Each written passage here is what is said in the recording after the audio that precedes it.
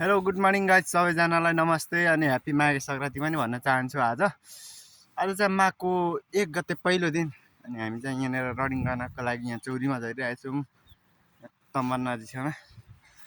अनि अहिले चाहिँ म यहाँनिर रनिङ गरेर आइपुगेँ। 6 राउन्ड हाने यहाँनिर, पहिले 3 राउन्ड, जम्मा 9 राउन्ड हाने मैले।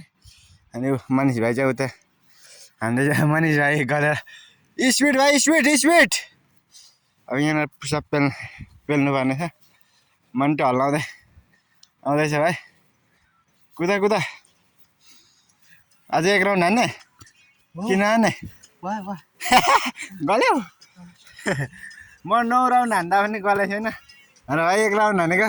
भाइको अलि जिउ ठुलो छ नि त होइन भाइ, केही छैन, नो प्रब्लम। तर 5 मिनटमा 3 राउन्ड चाहिँ हान्नु पर्छ। चिनेको भाइ? ठिक छु।